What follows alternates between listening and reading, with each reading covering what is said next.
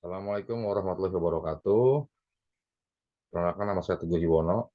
Saya merupakan mahasiswa dari Universitas Cyber Asia dan saya berada di kelas IT 102 dengan prodi PJJ S1 Informatika. Baik, di video ini saya akan membuat atau menjelaskan tentang arsitektur dan organisasi komputer. Langsung kita simak saja ya.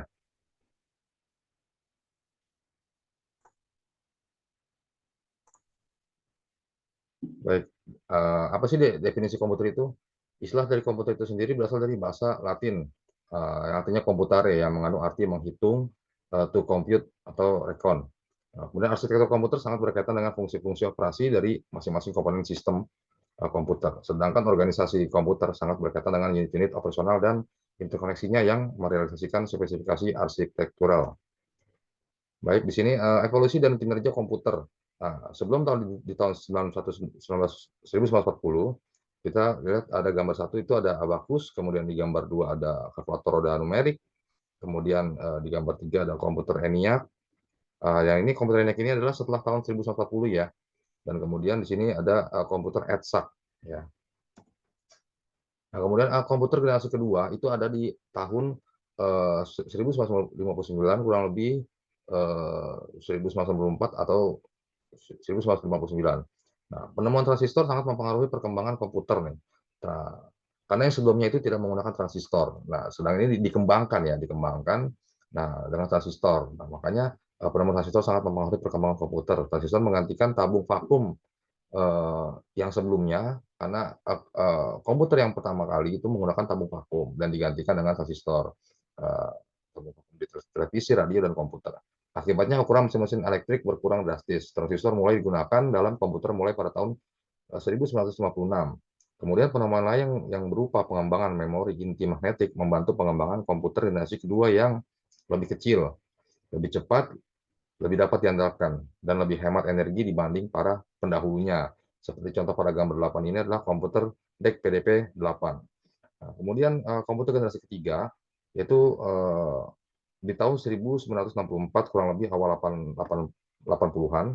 Nah, kemudian komputer generasi ketiga lainnya adalah pengguna sistem operasi atau operasi sistem yang memungkinkan mesin untuk menjalankan berbagai program yang berbeda secara serentak dengan sebuah program utama yang memonitor dan mengkoordinasi memori komputer. Nah, kemudian komputer generasi keempat di awal tahun 80-an yaitu adalah Ultra Large Scale Integration atau ULSI. Meningkatkan jumlah tersebut menjadi jutaan, kemampuan untuk memasang sedemikian banyak komponen dalam satu keping yang berkurang setengah keping uang logam, mendorong turunnya harga dan ukuran komputer. Kemudian pada tahun 1981, IBM memperkenalkan penggunaan personal komputer atau PC untuk penggunaan di rumah, kantor, dan sekolah. Jumlah PC yang digunakan melonjak dari 2 juta unit di tahun 1981 menjadi 5,5 juta unit di tahun 1982. Kemudian pada masa sekarang, kita mengenal perjalanan IBM kompatibel dengan pemakaian CPU, IBM PC 486, kemudian Pentium, Pentium 2, Pentium 3, Pentium 4. Nah, ini adalah serial dari CPU buatan Intel.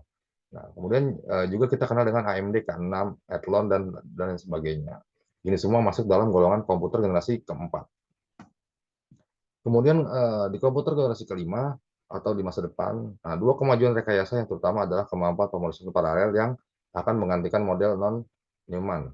Nah, model non-Neumann akan digantikan dengan sistem yang mampu mengkoordinasikan banyak CPU untuk bekerja secara serempak. Kemajuan lain adalah teknologi superkonduktor yang memungkinkan aliran elektrik tanpa ada hambatan apapun, yang nantinya dapat mempercepat kecepatan informasi. Baik, terima kasih. Demikian video dari saya. Kurang lebihnya saya mohon maaf. Wabillahi taufiq wal hidayah. Wassalamualaikum warahmatullahi wabarakatuh.